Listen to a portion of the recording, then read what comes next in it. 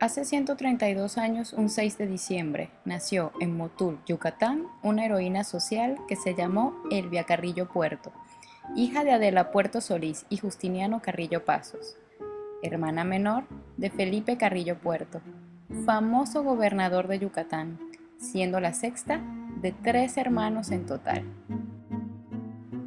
Creció en un hogar humilde, donde dividía su tiempo entre trabajar en la miscelánea, que era el negocio familiar, y asistir a la escuela, donde aprendió la lengua maya.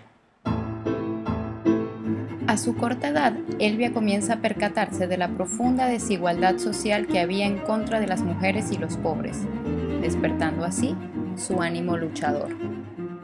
En esta época, dos personajes marcan su vida: el sacerdote catalán anarquista Serafín García y Rita Cetina, maestra que fundó la primera asociación feminista de Yucatán.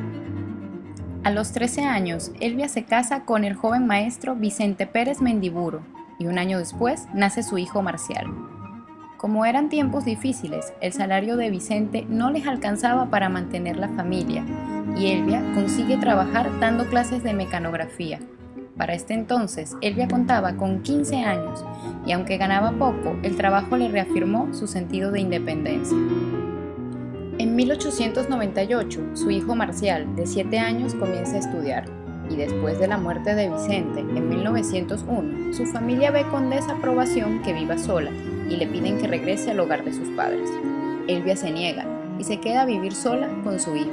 Trabaja mecanografiando documentos y logra mantener su independencia.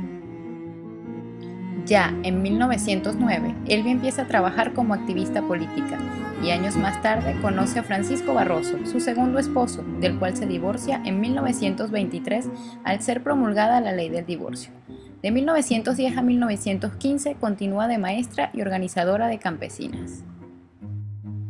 En 1922, Felipe, su hermano, gana las elecciones y Elvia trabaja en las ligas feministas activamente, enseñando métodos anticonceptivos, lucha contra el alcoholismo, drogas, prostitución y creando cooperativas para que se respetaran los derechos laborales de las campesinas, entre otras cosas.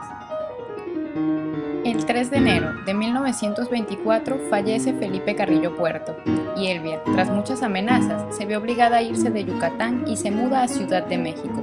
Su hijo Marcial vive en Sonora, trabajando como contador fiscal. Se casa y tiene una hija. Elvia, ya instalada en México, se pone en contacto con otras feministas y deciden emancipar a la mujer a través del voto femenino. Dan una lucha incansable sin buenos resultados, y al verse sin trabajo, le pide al presidente Plutarco Elías Calles que le recomiende para un empleo, y así empieza a trabajar en la Secretaría de Agricultura y Fomento, donde ocupó varios cargos durante los años siguientes, siempre en busca de lograr que se apruebe el voto para la mujer. Años después fue despedida sin que nadie pudiera o quisiera ayudarla, y para mantenerse comenzó a dar clases de música. En 1941, Elvia vivía en un pequeño departamento en México con su hijo que se había divorciado y su nieta. El 5 de febrero, mientras caminaba para ir a dar clases, es arrollada por un coche y casi pierde la vista, lo que la alejó por completo de la vida política. El voto femenino fue aprobado en 1946 a nivel municipal, en 1954 a nivel del Congreso y en 1958 a nivel presidencial. Elvia tenía 77 años. Tras una vida de lucha incansable, Elvia Carrillo Puerto murió en 1967, acompañado de su hija y nieta, feliz de haber logrado el sueño de su vida, el derecho de la mujer a elegir y ser elegida para gobernar un país.